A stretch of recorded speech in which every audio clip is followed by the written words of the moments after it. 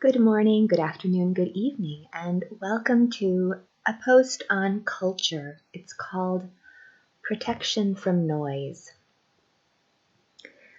When my children found their phones more interesting and informative than me, I decided to create a public face on the internet.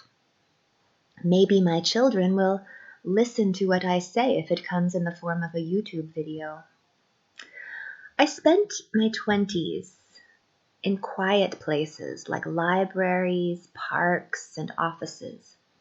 And when I compare that to the life of a person who is being forced to enter the service industry, I see that the primary difference in our environments is the amount of noise. It is hard to think or to absorb complex information when you are surrounded by noise. When I see people who think that they are smarter than everyone else because they had great parents, it may not be because their parents were so terribly clever or genetically gifted. It may simply have been that their parents were able to provide quiet space for their children and that they encouraged their children to seek out quiet spaces.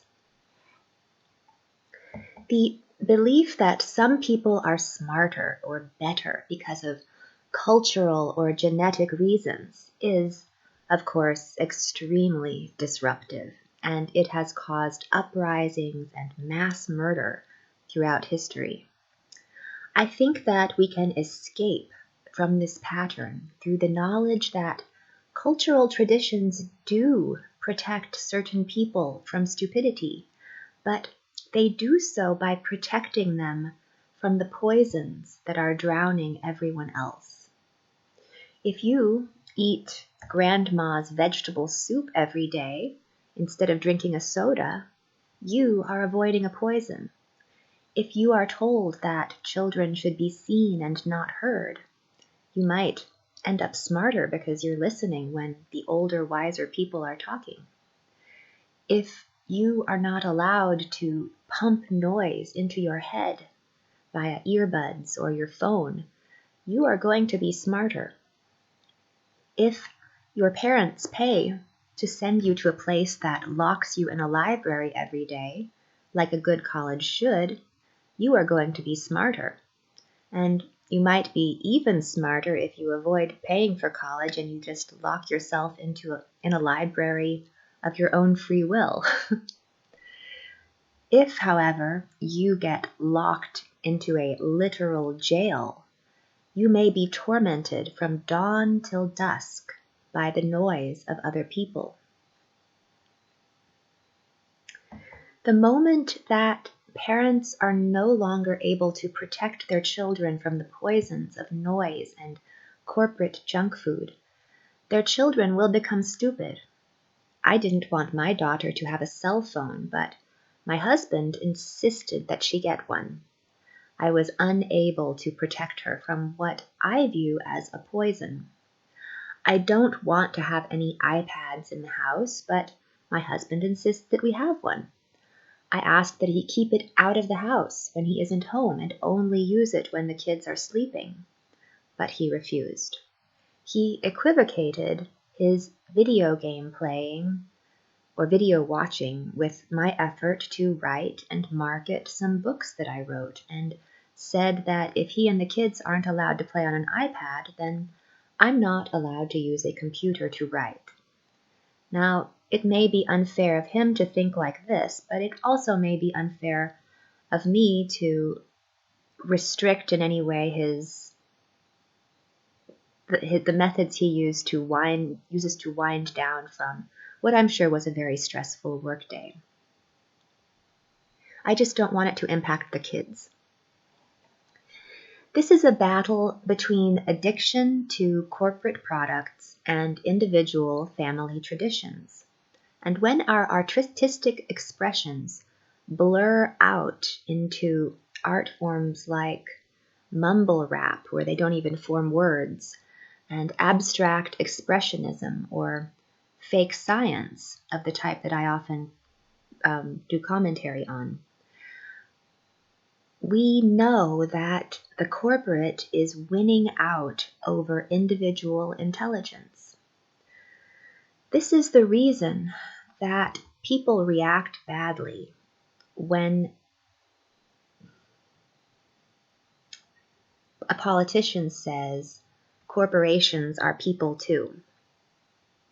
Individuals understand that the organizations we have constructed are psychopathic and parasitic by their very nature, even when the individuals that compose those organizations may be good people with the best of intentions.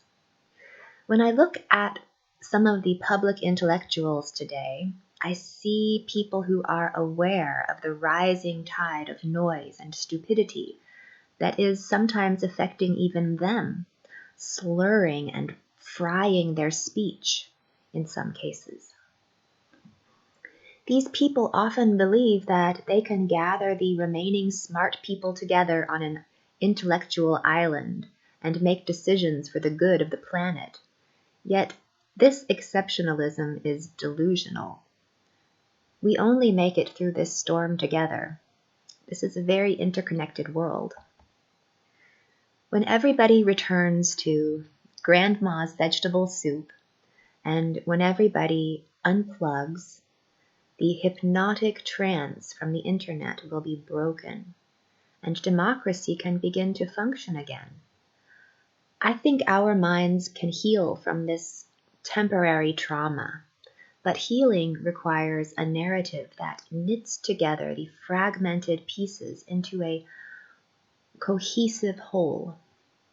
This is what I've tried to do in my fiction work, and I encourage others to join me on what has been a healing journey after an exit from pointless busy work of my scientific workplace. When I put this journey in a larger context, I see we are all still recovering from the trauma of the world wars and the nuclear age. The nuclear family dulled its fears through noise, but that noise became an addiction, so powerful that today many people have become numb, blind and deaf to their own pain and the pain of others. Numbness to pain is the most catastrophic condition because it allows a person to hurt himself or others. There are always people who try to drown out the numbing noise with song, comedy, and art. But for them to be heard today, with all of the noise on the internet, we need them to sing out in unison. Right now, there is a cacophony of individual confusion with an overlay of corporate jabber that no one really wants to hear because you can't ever tell if it's fake news or if it's real news, because PR firms are using all kinds of methods to insert divisive narratives into both the traditional media and onto the internet. These PR firms are really dangerous, and I think we need to do something about them. Because they aren't really expressing the will of the people. They are amplifying the will of someone with an agenda that none of us really are allowed to see. I honestly think that if people can ignore this by paying attention to just the art forms around them, then we can, if you don't pay attention to it, it doesn't have any power. And when there's a divisive narrative, then you just tune it out. It loses its power, and people will stop putting so much money and effort into creating these sort of divisive, manipulative narratives. I honestly think that subsidization of coordinated artistic efforts would be helpful, like choirs and operas that happen in the real world, not online. That is a wonderful way to drown out the noise that we're being bombarded with. Decades ago, a person you may not know about named Tom Lehrer, he sang about poisoning pigeons in the park and other doom and gloom humor about the terror of living in the nuclear age. I'd like to sing a song about spring and about one of the many delightful pastimes which we enjoy in the United States. He's from the 1950s, a time when everyone was terrified of the Cold War. Spring is here, spring is here. Life is skittles and life is beer.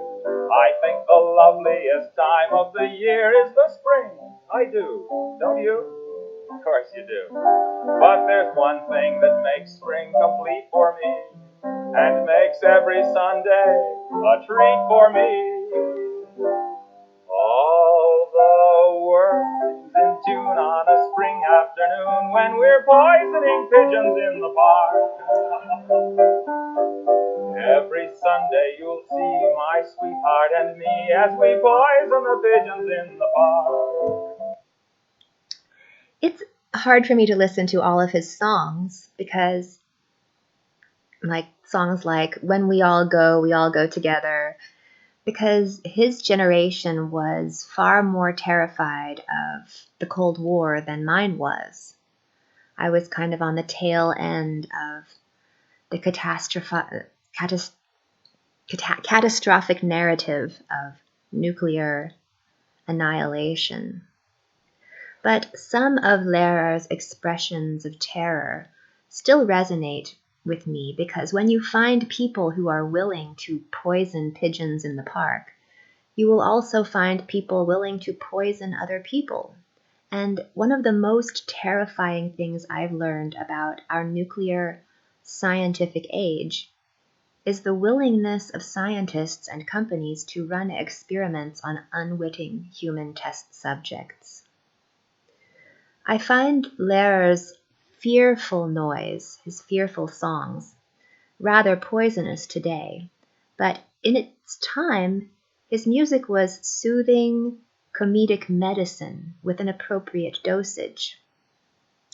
But today, the dosage of such fearful, fear-driven media, it has become toxic, because fear is a poison that accumulates in our system, and it blinds people who are desperate to see the reality of a world stage on which their thoughts and opinions are manipulated in accordance with what is often a predetermined narrative designed to avoid large-scale conflict.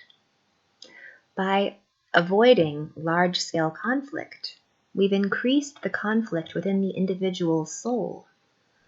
A person who feels out of control and buffeted about by currents he can hardly comprehend is compensated for this conflict by Amazon Prime 2-day delivery.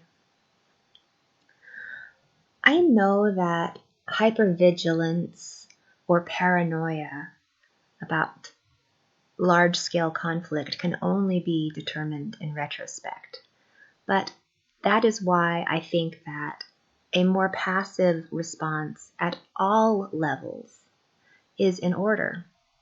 Preemptive manipulation makes people and organizations evil, and power corrupts.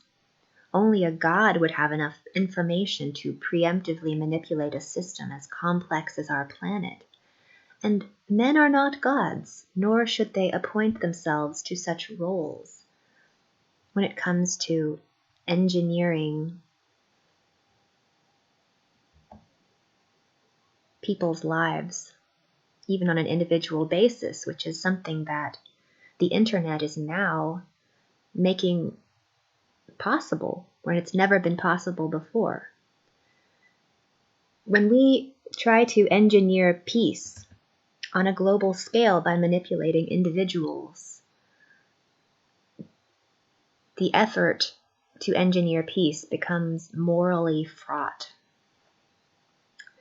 When social engineers enlist corporations to build an entertainment apparatus capable of absorbing all of the time and attention of a generation, ethical issues abound.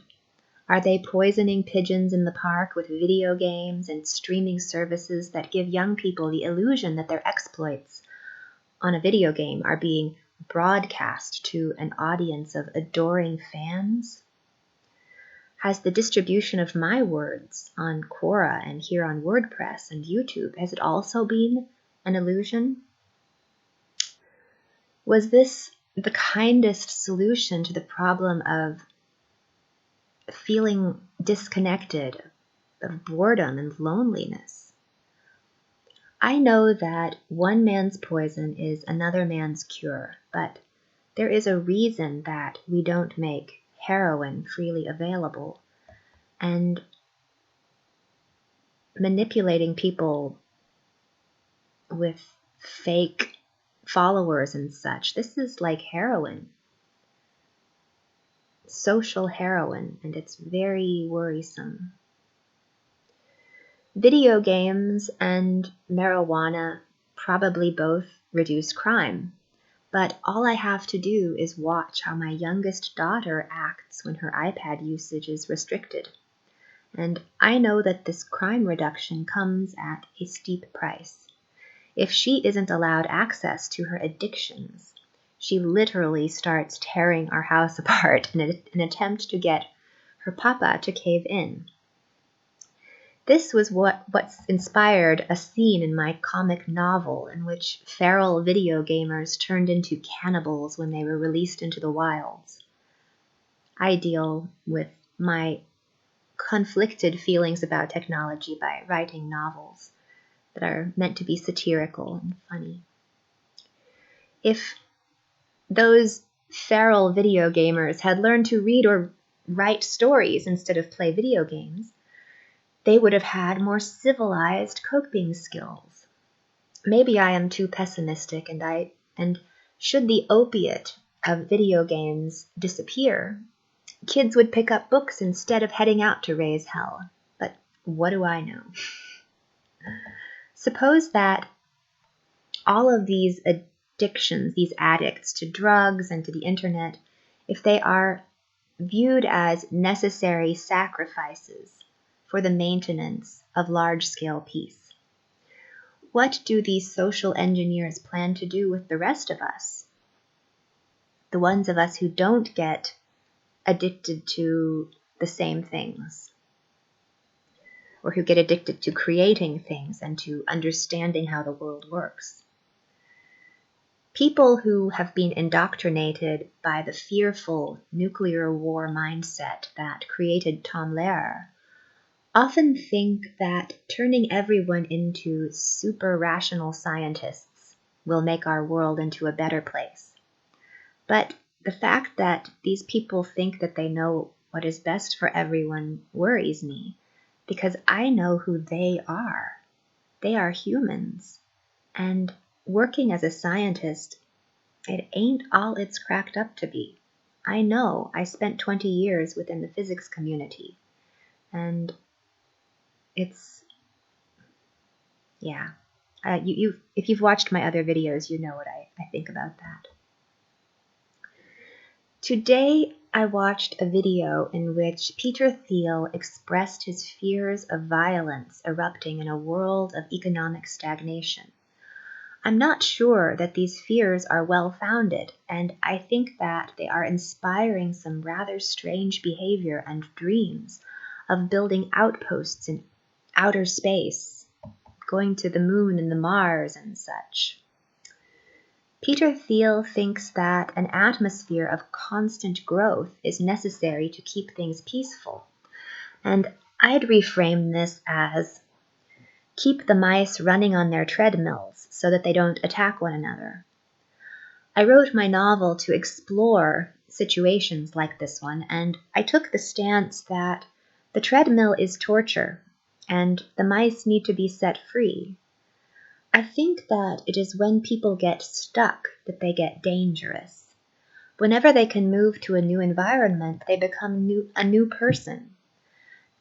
And that is why I think economic stagnation is okay, as long as people have the ability and encouragement to pick up and start something completely new whenever they get stuck.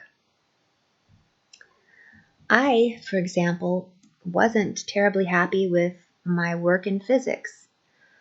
I moved away from it and I found happiness writing novels, and now I'm having fun marketing those novels. Variety is the spice of life, and allowing people to discover more dimensions of their capabilities is far kinder than providing more incentives for them to run faster on their treadmill and make it to the next level of the video game. Men are particularly vulnerable to the lure of incentives on a treadmill, and they die earlier than women. This is why I think we need to remove the incentives for men to work themselves to death. Do I think that women should stop being so gosh darn trollopy and tempting? No, I don't blame women. Do I think that women should be more subservient and housewifey? No. I think that both men and women need to work less and consume less, while reconfiguring the hierarchies of our workplaces so that men and women don't get so stressed out. The workplace and education system is where men are hooked into an addiction to approval from their overlords. Meanwhile, women have a natural resistance to this addiction in the form of pregnancy. It basically undoes the programming of workplace addiction and replaces it with baby addiction. Men who work themselves to death may be indirectly responding to an understanding that women like high-status men, but I don't think that is women's fault. I think that this is the fault of the way we've designed our workplace hierarchies.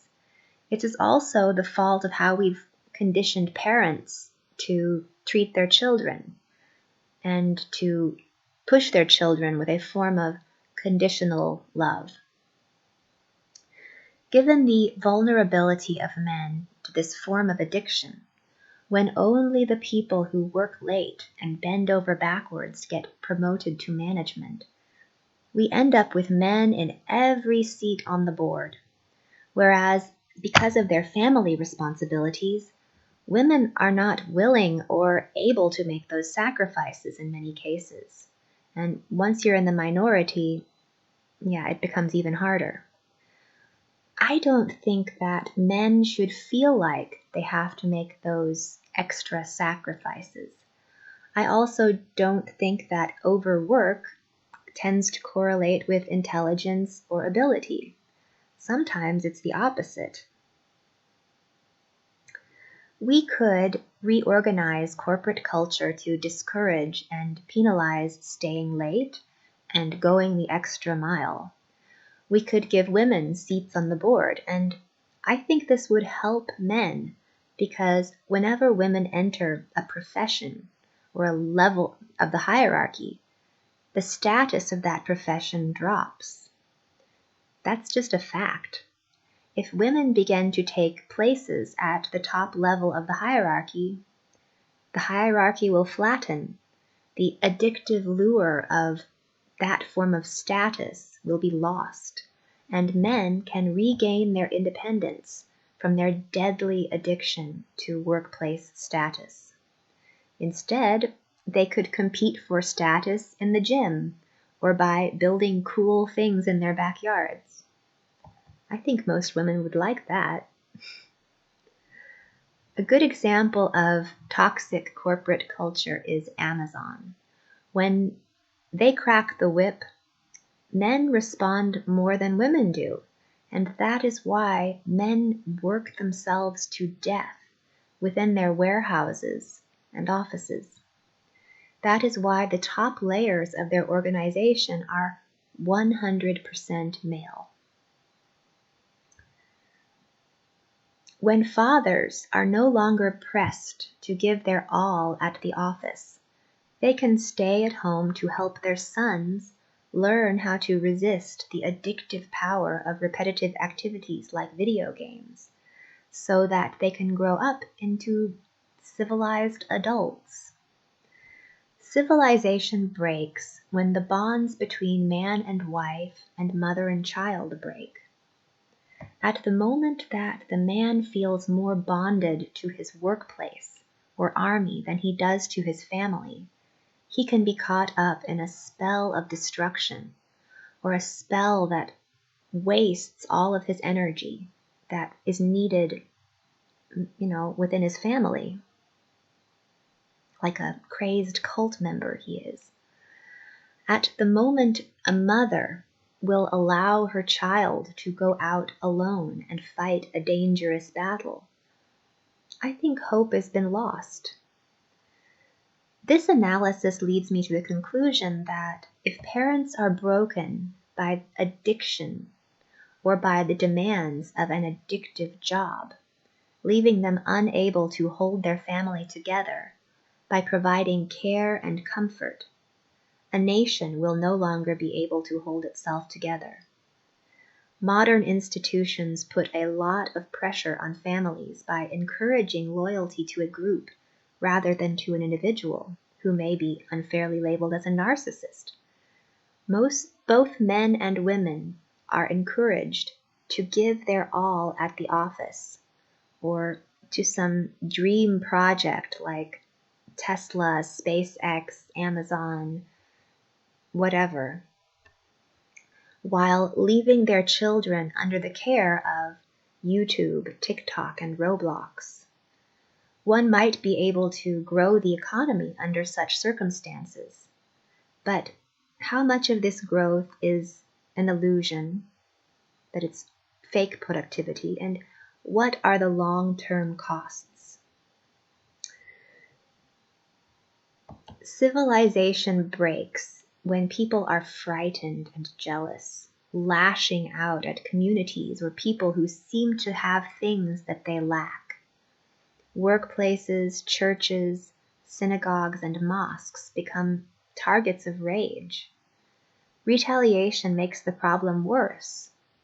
This is when turning the other cheek becomes necessary for the preservation of civilization.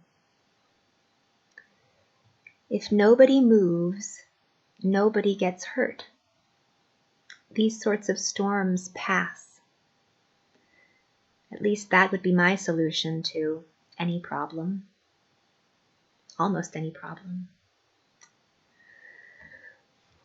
A skeptic might say, but institutional betrayal on a mass scale leads people to distrust civilization. How do you deal with people waking up to this reality when they see that a lot of the medicine they were taking was making them sick, or the workplace they were giving their life to turns out to have been building nonsense and such things?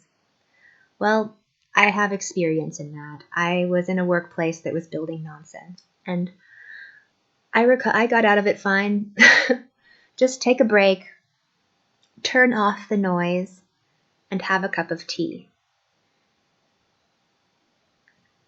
Turning off the noise is very important, because the moment that you suddenly have free time, your mind is, you've been running on a treadmill at full speed, and you have all this extra energy and it has to go somewhere. And so you go out and you start searching for information and just filling your head with as much as possible and trying to connect it all together. And this can be very upsetting because you suddenly see things that you've never seen before, and it makes the world feel like it's out of control. It makes it feel like, oh gosh, the financial system, it's fragile, it's going to crash. Well, I mean, yeah, probably, but it's always been like this. And the world has kept turning, and I think that's the important takeaway. The world keeps turning. People will wake up from their internet trances and remember to be people again. And, I mean, I don't think that the internet's going away, of course, but I think that the intensity of our relationship with it can't go on like this forever. And something that getting distance from both my workplace and from some of the noise, something I've seen is that the world historically, the world blurs out at times and it pops with photorealistic precision at others. Is this ebb and flow of artistic expression representative of an ebb and flow occurring within our minds? Has the cycles of war and peace influence the resources we must dedicate to tuning out noise and processing trauma? When your mind is overloaded with noise or trauma, you must reduce your attention to visual detail and approximate images with more cartoonish, blurry, or geometrical shapes. I think that when you're feeling like you have to, like you're in this space where you're approximating everything with these blurred out images, you just need to know that this will pass.